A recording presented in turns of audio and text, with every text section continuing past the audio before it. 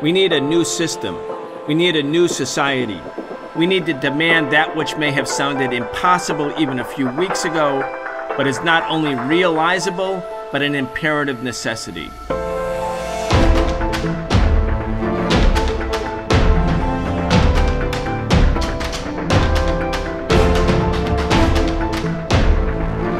More than 15,000 people in Gaza have been murdered by the Israeli military in recent weeks. That number will certainly go up. Fighting is intensifying in both North and South Gaza. Some Palestinian political prisoners have been released, but there are thousands more languishing in Israeli prisons. Welcome to the Socialist Program. I'm your host, Brian Becker. Today we're talking with Tala Nasir. Tala is a staff lawyer and spokesperson for the Addameer Prisoner Support and Human Rights Association. Tala is speaking with us today from the occupied West Bank. Tala Nasir, welcome to the Socialist Program. Thank you. Thank you for having me. Well, thank you so much for joining. Tala, you are a lawyer. Addameer Prisoner Support and Human Rights Association is advocating for, speaking up for, and representing Palestinian prisoners. You know, in the American media, we heard so much about the Israeli hostages who were taken on October 7th, and almost nothing about Palestinian political prisoners. It's as if they did not exist. Like, so the American people getting spoon-fed from the American mainstream media didn't even know, I don't think, in the main, about Palestinian prisoners. Some have been released. Thousands more are in Israeli prisons.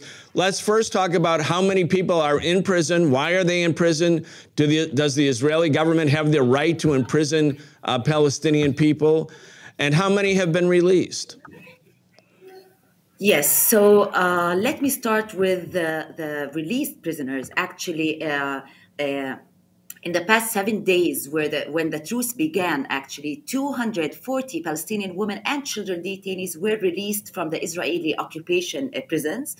Among those released are 71 women. 10 of them were held under administrative detention, in addition to 169 children from the occupied West Bank and Jerusalem, including 14 who were held under administrative detention. And within the released prisoners, we're talking about the highest sentence is for the released prisoner Shuruk Dwayat. She was sentenced to 16 years. Among those released were also several injured prisoners, including Isra al-Jabis. She suffers from severe burns all over her body.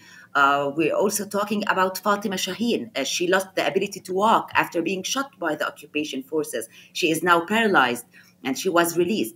Regarding children, one of the released children is the injured Wissam Tamimi. Wissam had been shot in his head a few days before his arrest and also was released. He was interrogated actually inside interrogation centers, and he was assaulted, but then he was released within this prisoners exchange deal. We were also expecting the release of the child Muhammad Abu Qtaish, who is serving the highest sentence among children. He's serving 15-year sentence, which is the highest among the children. This is a brief of the Palestinians who were released within the beginning of the truce. Let me also shed light on one important thing. During the release of these prisoners, the Israeli forces deliberately assaulted the prisoners and their families during the prison release operations. So they delayed the release of prisoners until late at night. They released the child prisoners wearing clothes that are too big for their size. Some of them were barefoot. Some of the child released prisoners were barefoot, actually. The clothes did not provide adequate protection from the cold weather. The forces also used the sound bombs, gas bombs, rubber bullets, live ammunition in front of Ofer prison, where the families were gathered waiting for their loved ones to be released. On the other hand, regarding released prisoners from Jerusalem, the Israeli forces raided the house of the prisoners before their release. They prevented them from any signs of celebration. Upon reuniting with their sons and daughters, the families also were summoned to Al-Maskoubiya Interrogation Center, where they were subjected to harsh conditions and arbitrary conditions that prohibited gatherings. They banned marches and fireworks. They prevented chanting slogans. They actually banned the dissemination of the sweets inside the houses. The Israeli forces also assaulted journalists who were present at the houses. They physically assaulted them and they expelled them and prohibited them from media coverage. That is regarding the release of the 240 Palestinian prisoners.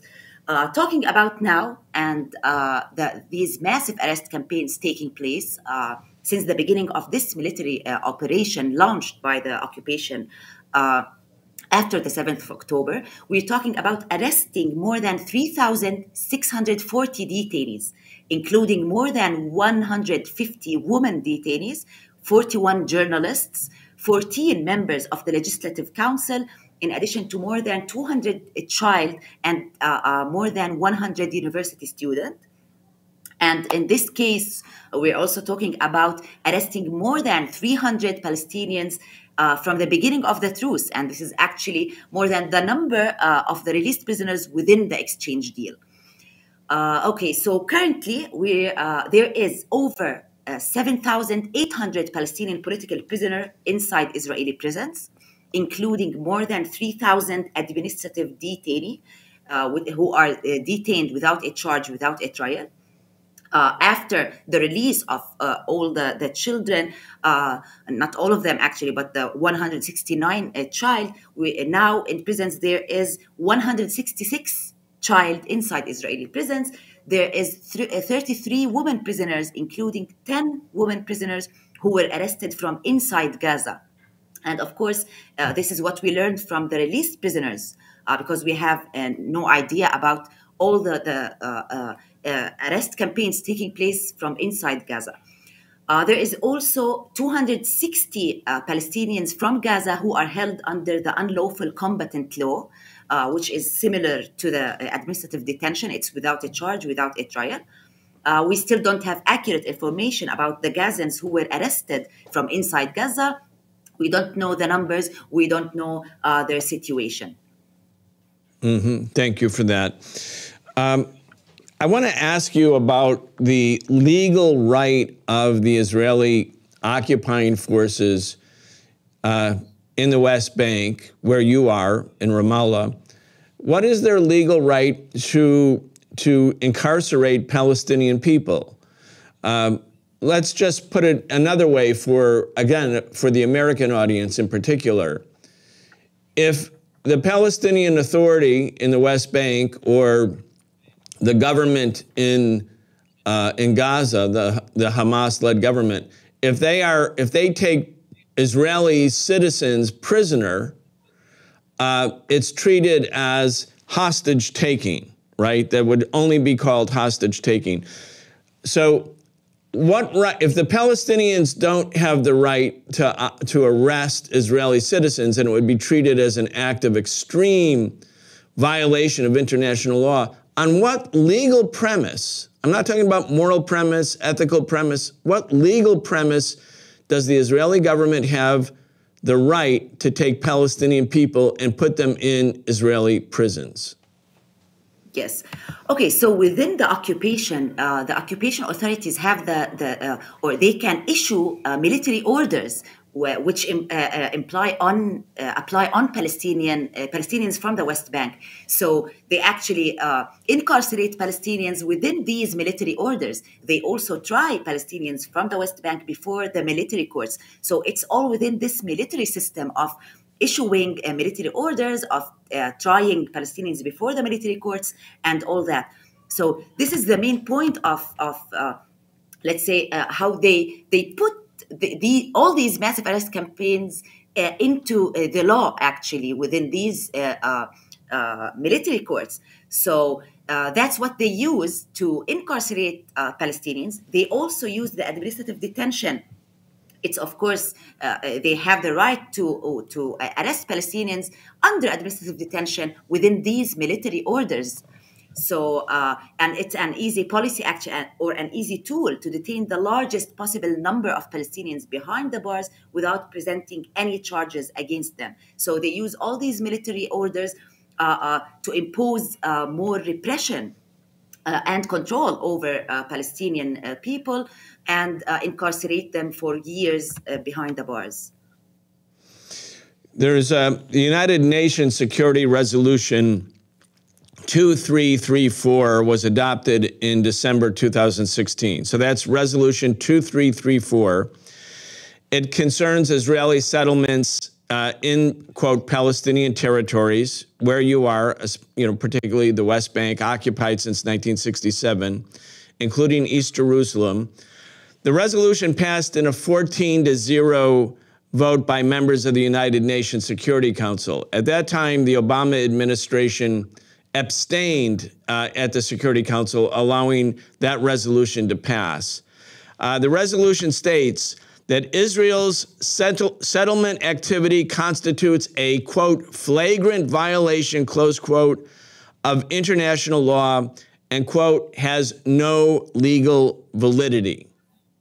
So that's a UN resolution passed unanimously by the Security Council, on which the United States government sits. I'm not talking about all the other General Assembly resolutions like Resolution 242 and others that declared the Israeli occupation to be illegal. But under this resolution, no matter what the Israeli government uses, what tool it uses, including military courts and military tribunals, how is that in any way conforming to international law? Actually, at this time, speaking about international law and all that, I think it doesn't apply here because there are a lot of things that have been taking place inside all these, let's say, the UN and the Security Council and all that. Nothing is actually. No one actually is holding Israel accountable for its crimes.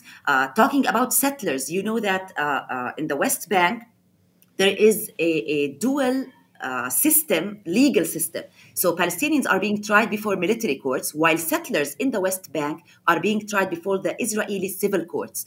So no one, not a settler, have been held under administrative detention for like a long time. So comparing with the Palestinians who are being held without a charge based on a secret file due to security reasons, as they say, we don't see that in the case of the settlers.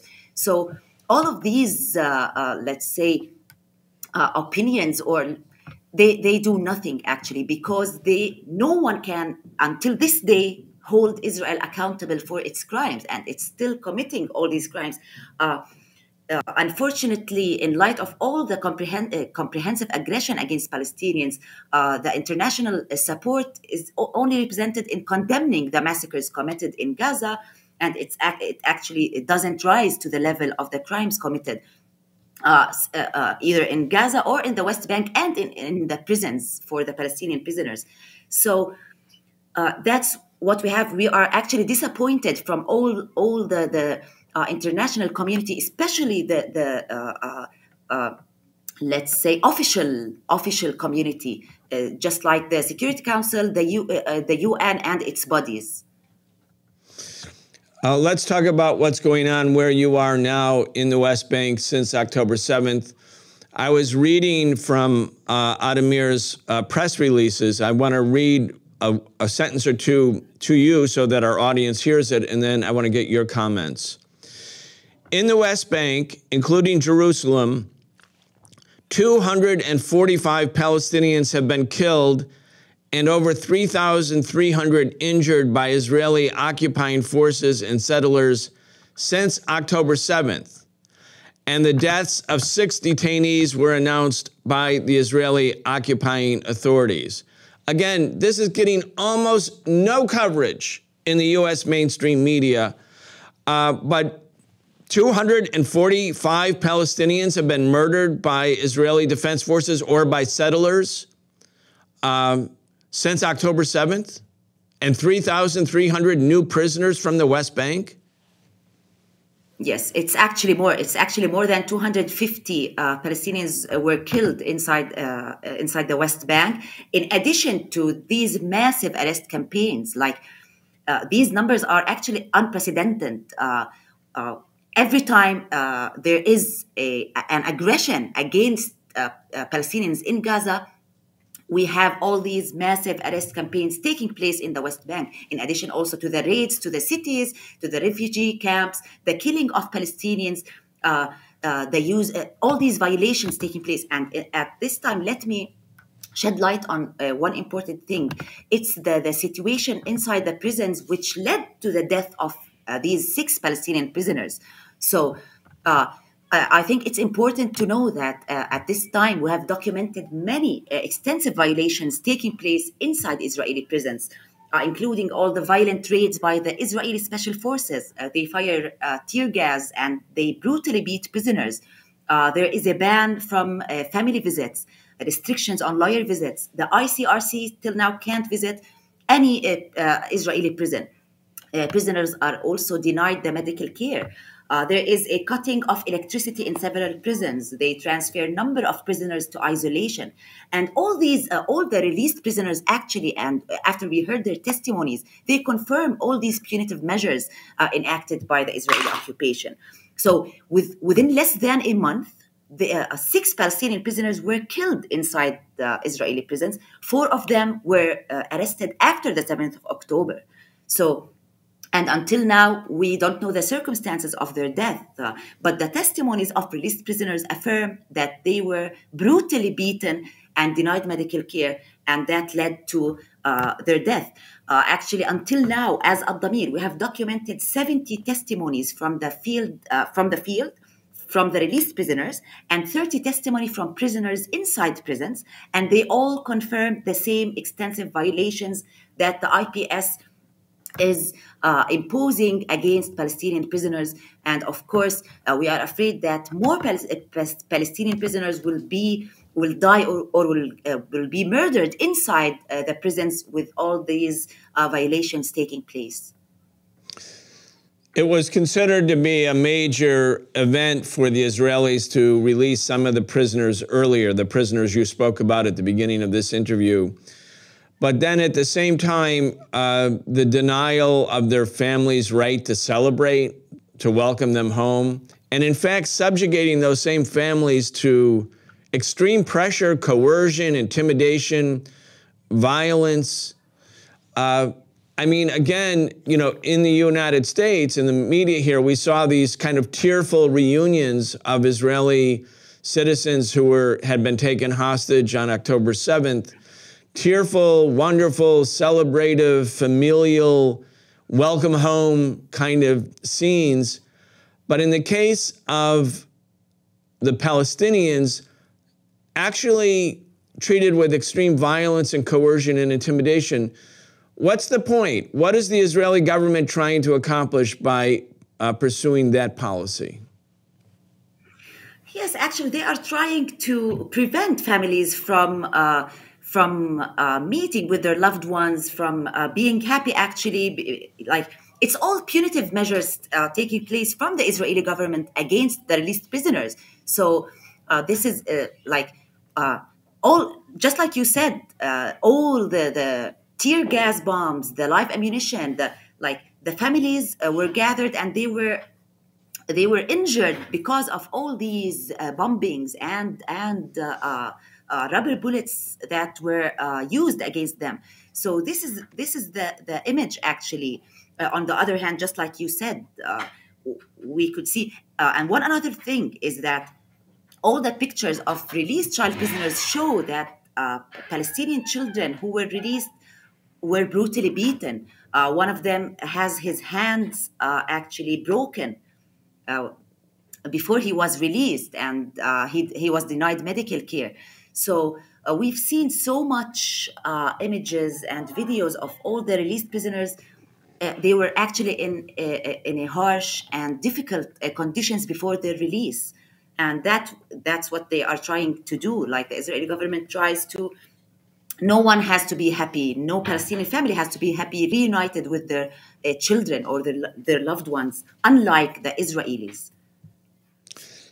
The boy who had his hand broken, I mean, maybe younger people here in the United States might not know, but this policy of breaking bones was actually a policy of the Israeli military during the Intifada, just like going around and routinely breaking people's arms and hands and legs deliberately, like on a mass scale. I mean, just talk about that a little bit if you can. Again, people don't know this history, and people here at least. Yes, actually, just like you said, they have used this crime, let's say, against Palestinians in the Intifada. They used to break people's hands and legs using something like a metal or so. So they used to do this. They are actually doing this right now. So this shows that on the past 75 years, we've been under this military occupation that's been violating all our rights, that is committing all these crimes against Palestinians. It's not only after the 7th of October. Like, there are always Palestinian prisoners inside Israeli prisons. They are always imposed to violations and punitive measures. But of course, it increased and after the 7th of October. So from all the intifadas until now, Palestinians are facing violations in attempts to silence them at the first place, and also to, of course, violate the right. They violate the right to expression, to political participation, and all that. And all that is to impose this control and further repression against Palestinians. I know you were slightly dismissive of UN resolutions because they pass their words on a page and nothing actually happens. But I do think it's important, at least in some of the discussions here in the United States, to show how, while Israel is not held to account, it is being consistently identified as a violator of human rights, of international law. Because, again, the narrative in the U.S. media is that Israel is a democracy, it's a standout democracy, it's like us, it's like the West. You know, it's kind of an extension of what people are told about democracy. And that when you look at Israel's actual practice, what the Israeli government is doing consistently, and with the full support of the United States, no matter how the U.S. votes at the UN, when you see it, it's a clear violation of international law and basic human rights.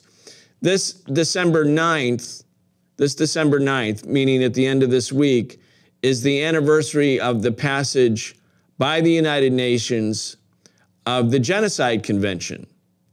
Now, Addameer, your organization, a legal organization representing, or a non-governmental organization representing or advocating for Palestinian prisoners, makes the argument as a legal entity that what the Israelis are doing in Gaza is genocide. The Israelis say, no, we're defending ourselves, and you're saying it's genocide. So here we are on the anniversary of the passage of the Genocide Convention. Very important post-World War II piece of international law, human rights law, and premised on the UN Charter itself. Why, from your point of view, from the point of view of Addameer, is the assault in Gaza conforming to the definitions of genocide as adopted in 1948? Yes, I will speak in two different ways. The first one is, yes, we call this genocide. Our problem actually is not with the conventions. We have a lot of conventions. They are all good. They are all legal and so on. The problem is in the practice. So there is a convention against genocide, but is someone being held accountable on these crimes of genocide taking place? No. The answer is no. So here, it's not like, okay, so it's the anniversary of this convention, and okay, it's a good convention, and it's an international convention, and it has its place in the world, but it's not like practically nothing happens. Till now, we can't hold Israel accountable for all its crimes. We're talking about more than 8,000 child killed in Gaza. How is this not genocide?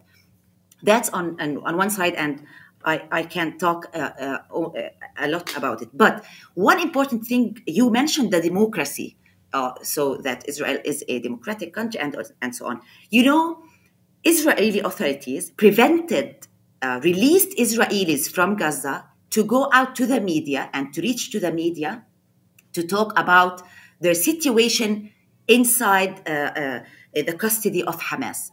Why do you think this democratic country prevented and banned all released Israelis to talk to the media? Because they are afraid they will tell about the good conditions they were facing inside Hamas's custody. So is this democracy? I don't think so. Like, how is this democracy? Palestinian prisoners, released Palestinian prisoners get out of prison with their hands broken, with their tears all over, while Israelis who were released are actually happy. They are telling that they were in a very good conditions,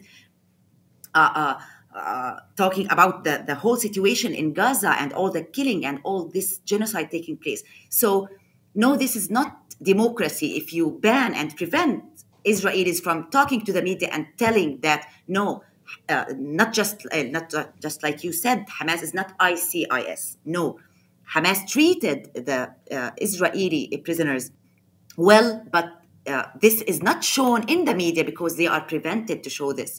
So this is one important thing to shed light on, actually talking about democracy. So I don't think it is really is. Back to the genocide thing, yes, we call this genocide. And we actually we are really disappointed for having all these conventions without them being applied to the case of Palestine. So we are hopeful things will change, actually. We have to review, I think, all this international community, international law, because it is not applicable to Palestinians. So it doesn't essentially.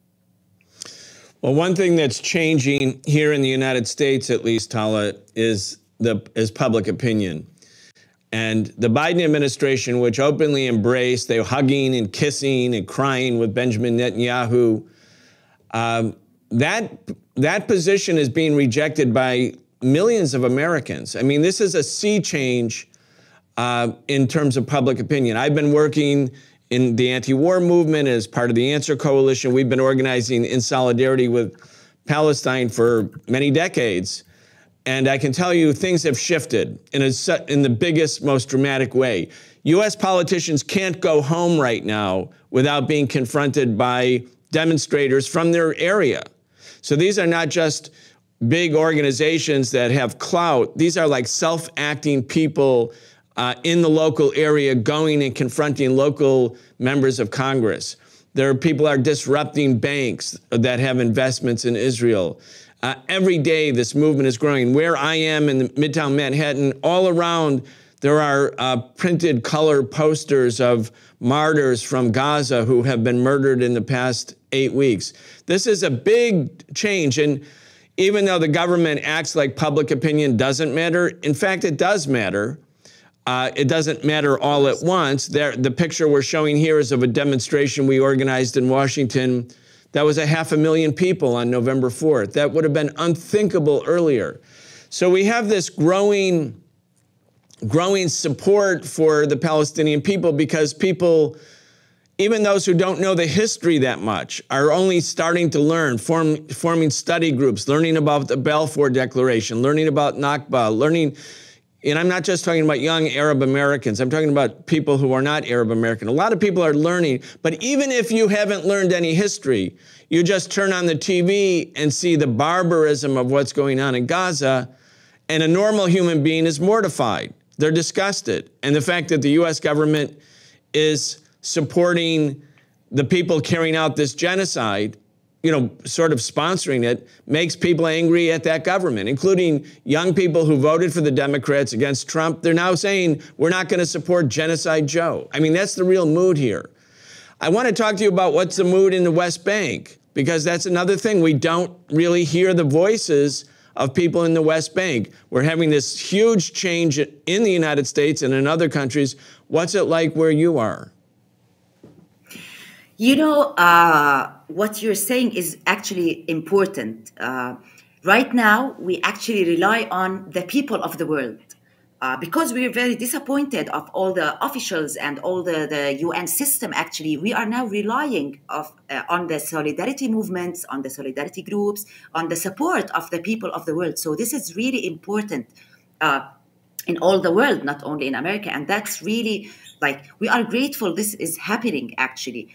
In the West Bank, yes, there are marches, people are going out, but, you know, people are also afraid of getting arrested. Everyone who writes on his social media platform is being arrested, even if the person gives like sympathy to the children of Gaza or anything. So people actually in the West Bank are afraid of getting arrested because of all these massive arrest campaigns and all these, like, they are everywhere. Like, the Israeli soldiers are everywhere. They are threatening Palestinians in the West Bank. If you talk, if you speak, if you publish anything on the social media, if you talk to the media, you are threatened to get arrested. So it's actually, there is this vibe of people are just waiting and not knowing what is going to happen. They are afraid of getting arrested.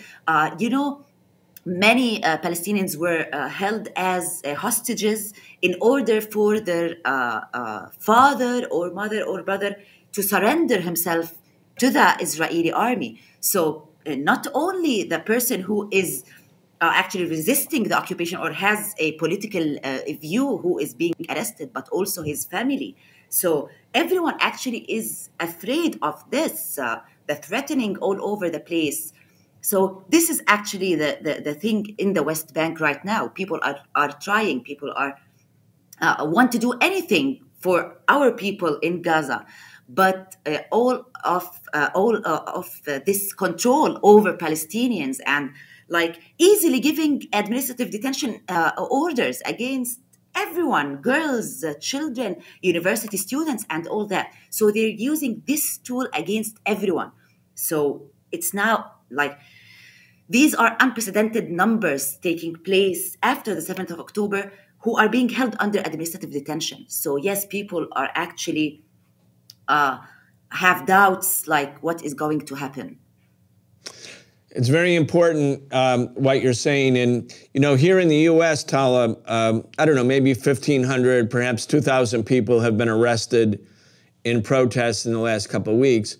But if you're arrested right now in the United States, you assume that within the next day or 2 days, you're going to be in court. You're going to be arraigned. You can plead not guilty to your charges. You're going to get a lawyer. Your family can see you. Some of the bail money has been very, very high, sometimes tens of thousands of dollars, but people can find a way to post it. So there's an assumption that if you're protesting, you don't want to get arrested, but you are arrested, you have due process still in the United States. I want to emphasize this to people watching the show who are in the United States or in Western countries, because what you're describing is not just like a reduction in due process, but the complete negation, the negation of due process. Let's just talk about what that means a little bit more in detail for you as a lawyer. So somebody gets arrested tomorrow because they have a social media post that says, I'm in solidarity with my family in Gaza, or whatever. They can say whatever. And they get arrested. What happens to them? What's the next step? Okay, so Palestinians are tried before the military courts. These military courts lack the guarantees of a fair trial, with violations, of course, to the due process. These violations include, but not limited to, denying Palestinians the right to know the nature and the cause of the charges, and that's in the cases of administrative detention. They are denied the right to an independent and impartial tribunal. The judges are military, the prosecution is military, and all that. They are soldiers in the Israeli army. You don't have the right to public trial and proceedings, so only 2 members of your family can attend your court session, but not in the cases of administrative detention. So administrative detention, judicial reviews happen without anyone being present at the court. You don't have the right to assistance of an interpreter, because usually the translator or the interpreter is on his phone playing games, actually. So you don't understand everything, because the session is in Hebrew, which is a language that very minor Palestinians know this language. You don't always have the right to counsel and effective assistance of counsel. They can ban you from meeting your lawyer for up to 60 days. So, of course, that means that your lawyer can't document and monitor what is happening with you inside the interrogation center. If you're under torture, ill treatment, all the bruises actually go away after 60 days of banning you to meet with your lawyer. One other thing is that the vast majority of Palestinians sign the confessions, which are often in Hebrew. Of course, it's just like I said, it's a language they don't understand. And when the confession is actually signed, it's practically impossible to exclude it as an evidence, even if it's alleged to have been extracted under duress, including torture, ill treatment, and so on. So this actually leads to the defendants agreeing to a plea bargain for offenses they did not commit. And in doing so, Palestinian detainees pled guilty and waived their right to continue with the judicial procedures, including hearing witnesses and examining evidence. So many factors lead Palestinian detainees to seek a plea bargain. Actually, they include the lack of faith, of course, and trust in these Israeli military courts, and the ability for these military courts to provide a fair trial and a just sentence, actually. And this is also to avoid the unfair, prolonged military courts judicial procedure in circumstances where the time to the end of trial might be longer than the sentence of detention to a plea bargain. And also to avoid repeated and distressing journeys back and forth from prison in Israel to the court sessions in the West Bank. So as you know, or not all of you know, that Palestinian prisoners are transferred into Israel, which is a crime. They are not being held in prisons inside the occupied territories. And one important thing to note is that more than 99% of the cases files before the Israeli military courts end in plea bargain between the Israeli military prosecutor and the detainees. And that's because what I've mentioned before. So this military system actually has not the minimum requirements of a fair trial, actually. So this leads to all the confessions taking place under torture and ill treatment, and all the sentences. Like, I've been asked a lot, what are the sentences, or what are they convicted for, the released children, and what were their charges, the released children and women. So they're always, okay, they tried to stab a settler, they throw stones or Molotov cocktails. Yes, but it's important to note that the sentences imposed on Palestinian prisoners are through these military courts, and confessions are usually and most of the times extracted from detainees under torture and ill treatment, meaning these confessions should be actually invalidated. However, this doesn't happen. And another important thing to know is that the rate of conviction in these military courts exceeds 99%. So all of this shows that these military courts and the charges against all Palestinian prisoners are actually, they can't be like, it's really a hard situation we're facing in the occupied West Bank. Tala, I listened to an interview that you gave with a Canadian broadcasting company a little while ago, in recent weeks, maybe in the recent days. It's a program called As It Happens. And the announcer had at first the host had kind of a neutral voice, but then as you continued with the interview, he was asking you questions that sort of go along the same sort of path that you just described. He said this.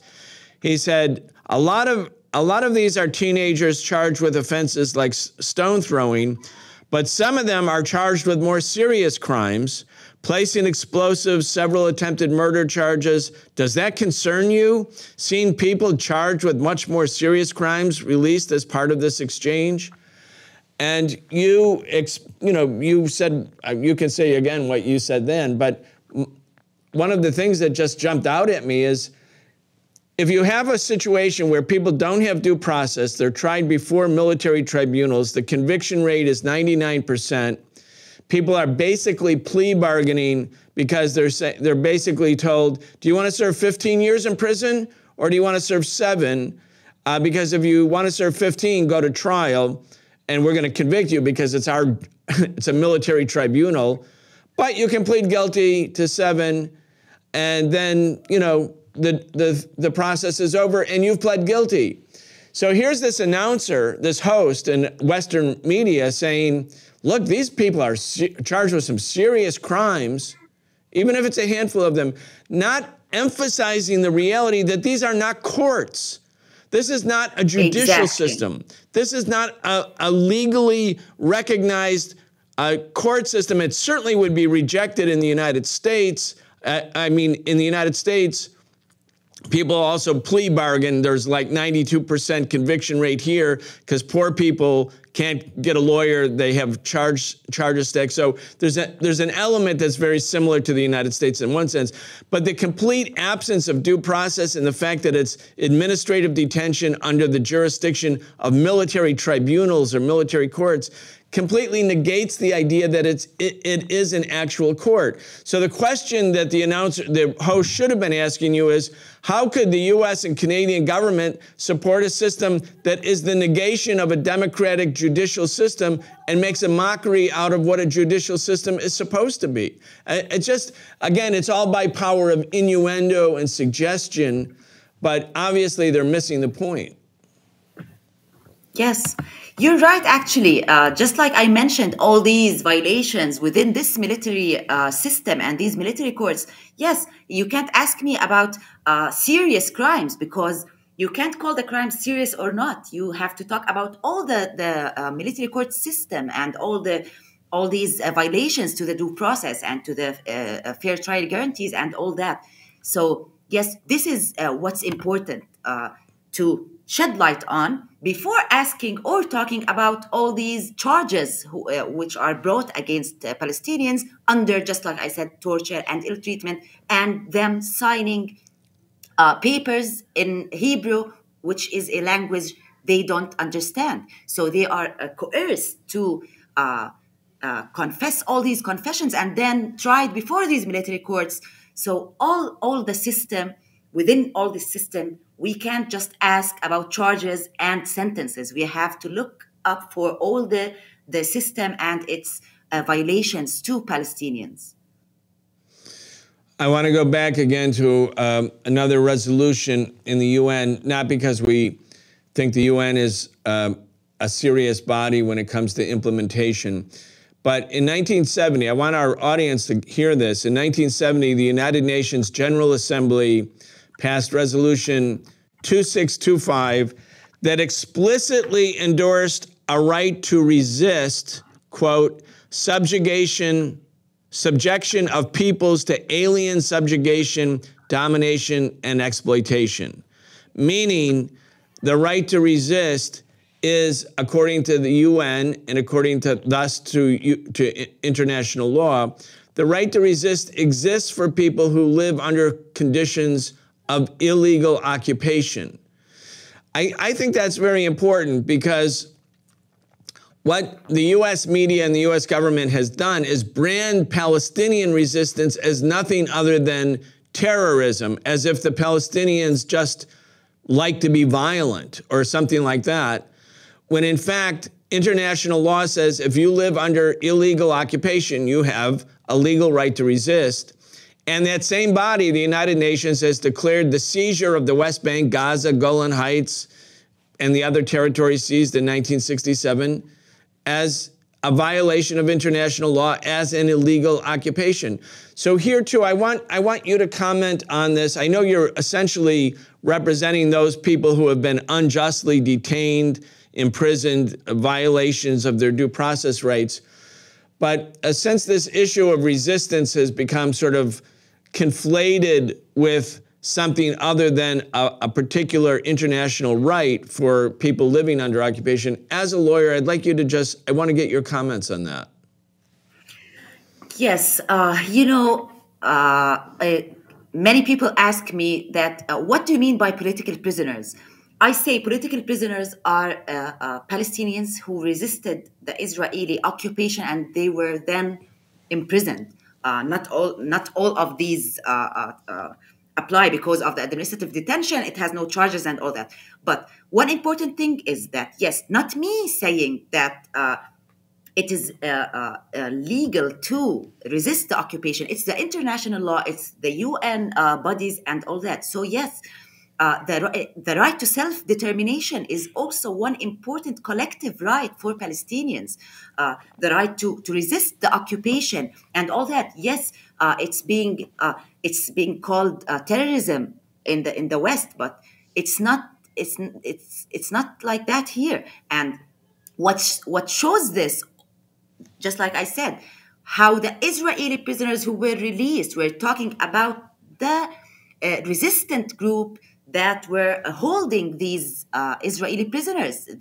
So this shows that, yes, they are resisting groups trying to resist this occupation in order to end this occupation and, of course, hold Israel accountable. Now we're talking about demanding the release of all Palestinian prisoners. Of course, at first, stop the genocide and ceasefire in Gaza, demanding also the release of all Palestinian political prisoners, and of course, holding Israel accountable for its ongoing crimes. And that's one very important thing. We don't know who is going to hold Israel accountable, but countries have to do something with this. It's not only the UN bodies or the UN system. Countries actually have to do more about not only condemning these crimes, but also taking measures against these crimes. As we move towards the end of our show, Tala, I want to ask you what it's like for you as a lawyer representing Palestinian prisoners, and not just you, but your colleagues, your associates. Normally, being a lawyer would be, certainly in the United States, a kind of privileged position. Certainly, you live very comfortably, make lots of money, for most lawyers, not all, but most. But it seems to me like under the situation where international law is completely negated, violated, and everyone's due process rights are violated, it must be hard even for the legal community, Palestinian legal community, given the levels of intimidation. Just talk about how that works, how it impacts your work, and why you do it. What's your commitment and what's it based on? Yes, we actually, as Palestinian lawyers working with Palestinian prisoners, we are actually helpless, especially right now, because, you don't have a big role actually in the military courts. So unlike you said, for the American lawyers, they are happy, they make money and so on.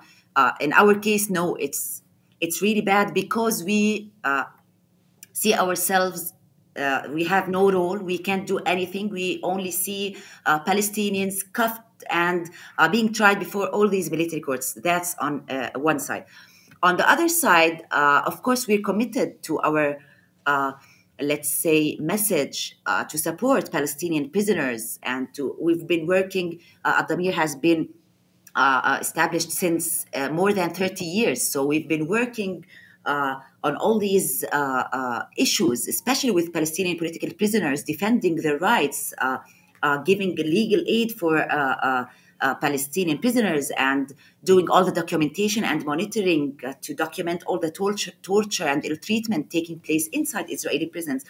All that, it's actually disappointing because we've been sending so much communication, so much submissions to all the UN bodies over the past 30 years. But nothing happens. So we are actually disappointed right now. We are very disappointed because all of the work we've done in the past 30 years, all the submissions, all the trying to hold Israel accountable, sending individual complaints, sending reports, thematic reports, and all that. Nothing happened. No one could do anything to the Palestinians within these years. So it's actually disappointing. That doesn't mean we're stopping. We're not stopping. And let me tell you something. Before 2 years, the Israeli authorities designated my organization with other 6 organizations as a terrorist organization. So we are now designated as a terrorist organization, which means we can get into prison for more than 5 years. They closed our office, they confiscated our laptops, and so on. So we are still working. We will still work, but of course, just like I said, now we will work with people of the world, because those who we rely on, the people who are supporting the solidarity movements, who are supporting Palestinians and raising the Palestinian voice, not the system that we've been working with for more than 30 years and nothing happens. Tala Nasir, I know you're busy night and day, and we're talking to you daytime New York City time. It's nighttime where you are in the West Bank. I want to really thank you so much for taking the time to talk to us and to help the audience, which is a global audience, but especially people in the United States, have a better sense of what the so-called judicial system looks like in the West Bank and the plight of the Palestinian prisoners. Thank you so much for joining. Thank you. Thank you for having me.